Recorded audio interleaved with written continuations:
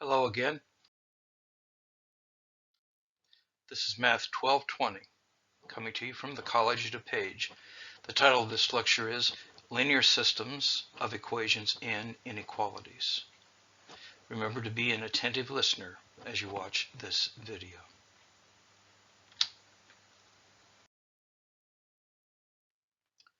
Let's review how we graph something that looks like y equals minus 2x plus 5. Any kind of linear equation like this. So we will pick values for x. Here I pick some negative values, 0, and some positive values, and I substitute these values into this equation. So for example, when you put minus 1 in, you get 7. When you put 2 in, you get 1. And you remember that these things became points on a line if each of these exponents was 1 for the x and y.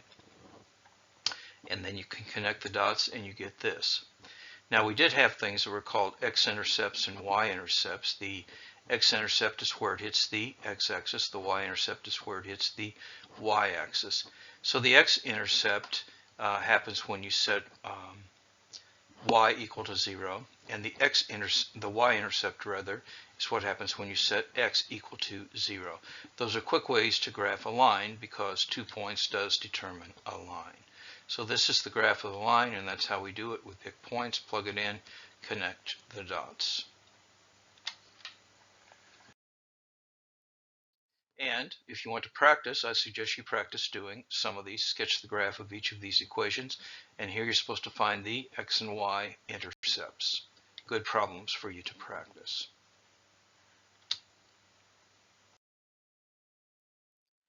But now let's talk about systems of two equations in two variables.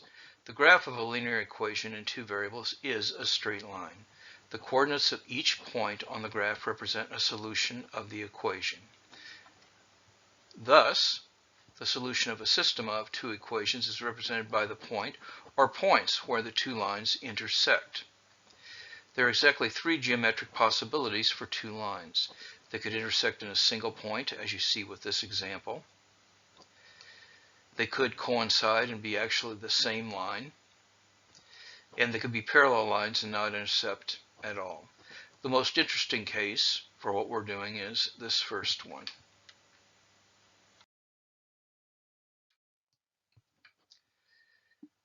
Although we could graph these and guess the point of intersection, there are algebraic techniques. One of them is the substitution method. So we're going to use the substitution method to solve this system of equations. So we have 2x minus y equals 1 and 3x plus 2y equals 4. Both of these will be lines and they will intersect in a single point. So the substitution technique says we're going to solve the first equation for y, or any equation for any of the variables. But in this case, we're solving the first equation for y. So we're looking at this one, and we solve it for y.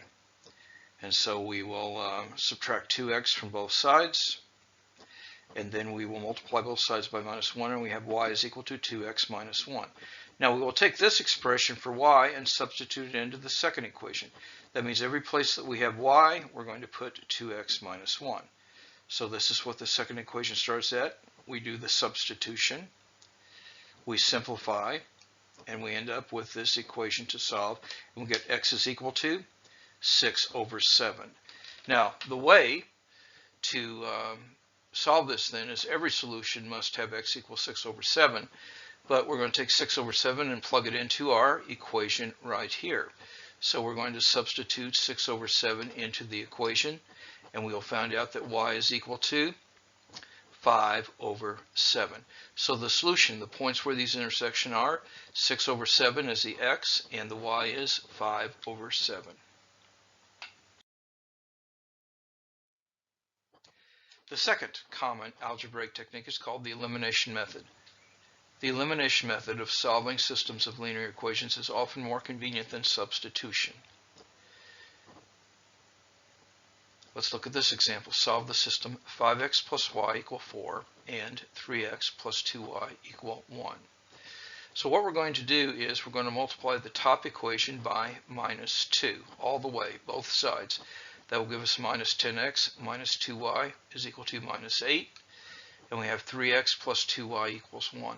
We're going to add these equations top and bottom, and look, we force the y's to drop out, so we get minus 7x is equal to minus 7, so x is equal to 1.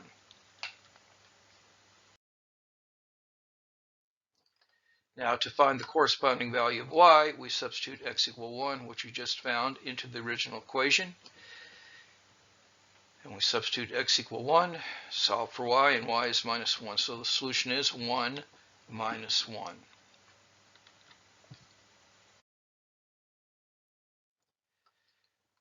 Here's another example. Solve this system of equations. 3x minus 4y equal 1 and 2x plus 3y equal 12.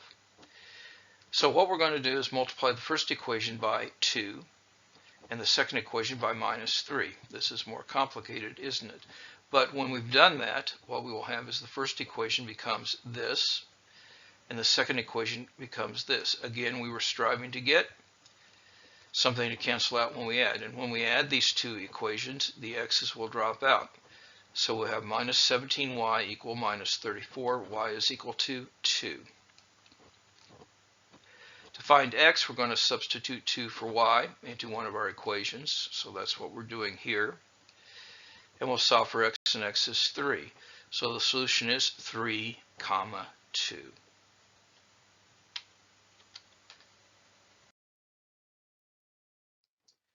And life is a word problem, and we're going to be doing word problems. So we use this technique to solve word problems. This is a problem about basketball tickets. 800 people attend a basketball game, and the total ticket sales are $3,102. The adult tickets are $6, and student tickets are $3. How many adults and how many students attended this game? If we let x be the number of adults and y be the number of students, then we know that there were a total of 800 people attending, so x plus y is 800.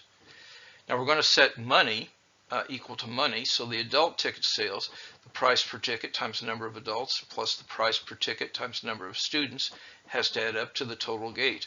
So 6x plus 3y equals 3102. So this is the system of equations. Both must be satisfied. This can be solved, and I will encourage you to give this a go. You could solve it by substitution or elimination.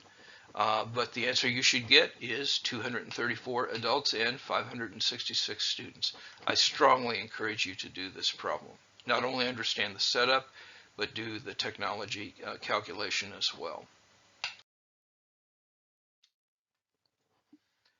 And here are some problems for you to practice. Here you're using the substitution technique to solve these problems. Here you're using elimination technique. Here you could use either one, but you got fractions involved. And here's a word problem for you to practice. Again, practice makes perfect. Or I guess, as my daughter's softball coach used to say, perfect practice makes perfect.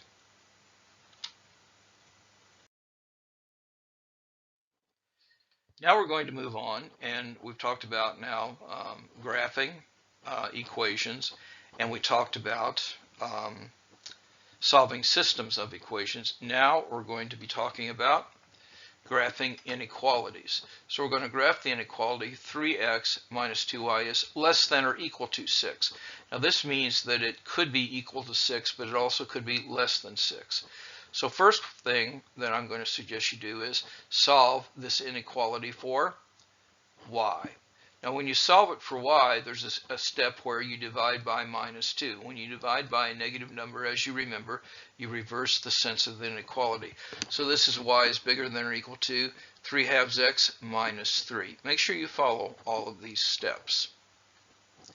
So now what we're going to do is, since this is equal, we will graph the boundary line. The boundary line looks like this. Now, some points will be above the boundary line and some points will be below it, but we want those that are above the boundary line. And so they're either at, because it can be equal to, or above the boundary line.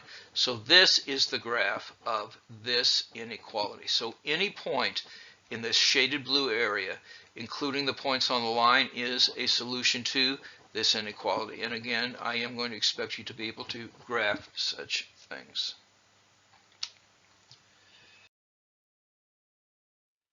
Let's look at another one, and this says graph x plus 4y is less than 4. Now this is different because it doesn't say less than or equal to. So that means we're going to draw this line, but we're going to draw it dotted because the boundary is not included. It cannot be equal to equal to 4. But we are going to graph the boundary line and make it dotted. And then what we're going to do is we're going to figure out which half plane. Is it the ones above or ones below? Now here we're going to use a test point inequality, or we could use a test point inequality. And we could take the point 0, 0 and see if 0, 0 satisfies this. If we put 0 in for x and 0 in for y, that's 0, and is 0 less than 4? Yes. So that means it's a half plane under this dotted line. So again, you sketch the boundary, but in this case you make it dotted, and you can do a checkpoint solution to see if it's the half plane above or below. So here's another problem for you to consider. Graph 5y minus 2x is less than or equal to 10. If we solve this for y, we get y is less than or equal to 2 over 5x plus 2.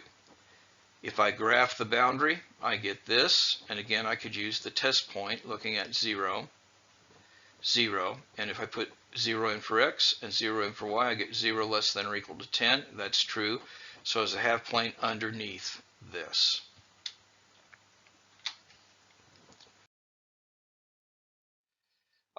Special cases are when we have just x or y by themselves. If we have y is bigger than or equal to 2, well, the boundary is the line y equal 2, so it's everything that is above y equal 2. X equal minus 1 is a vertical line, and so if x is less than or equal to minus 1, it is the points that are to the left of that boundary line.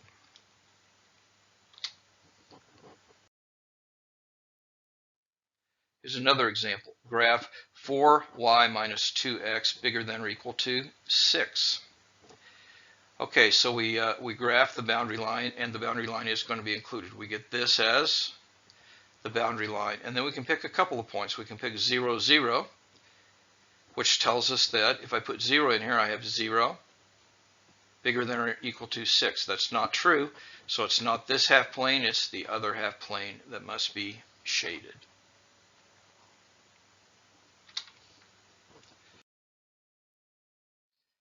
Now we're going to talk about graphing systems, and what the system means is that the first equation must be true and the second equation must be true.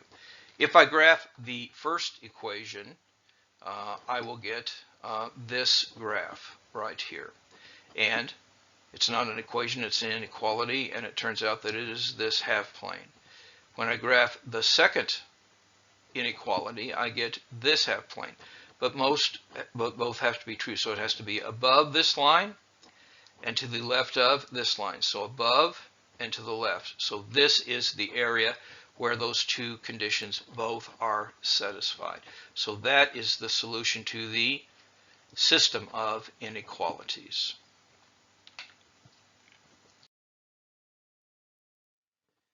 Now, the shaded region is sometimes called the region of feasible solutions, and we will be talking about that in our primary study of linear programming. So feasible region is something you want to know about. It consists of all the points that satisfy are feasible for every inequality in the system. Now we're going to have 3 of them going on. Actually, there are 4 here. Graph the feasible region for the system. X is bigger than or equal to 0, and y is bigger than or equal to 0. Now, if you think about x being bigger than or equal to 0 and y being bigger than or equal to 0, that is the first quadrant. It's everything that's in this first quadrant here. But beyond that, we say 2x minus 5y is less than or equal to 10. And the other one that we get is x plus 2y is less than or equal to 8. Well, this is the one, so I'm going to be graphing those. So I'm restricting myself to the first quadrant, but then I'm going to be looking at the things that are below this line. This is y equal minus 1/2 x plus 4. It is things below. And the other one, I'm going to be looking at y being bigger than or equal to 2 over 5 x minus 2. That's going to be this one. So when I look at the things that are above this line, below this line, to the right of this and above this, this is where I intersect, and that is my feasible region for this problem.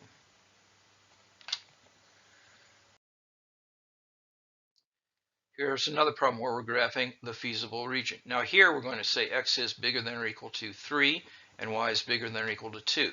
So I have to have x on this side of this, and I have to have y above this, and then I also have this, 5y minus 2x less than or equal to 10. I graph that here, and I can do a test point, but I find I have to shade in this region here. That is the feasible region.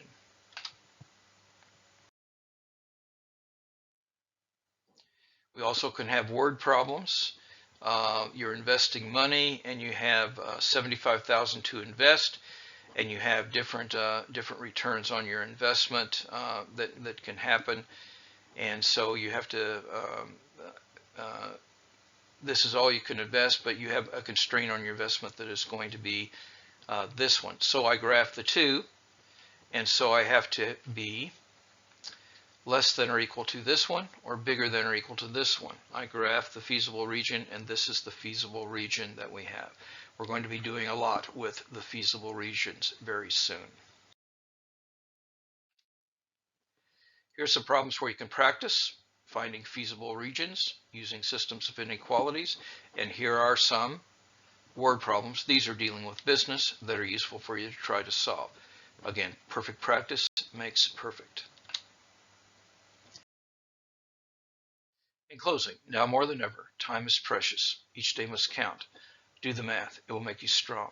And now more than ever, take care of yourself and of each other.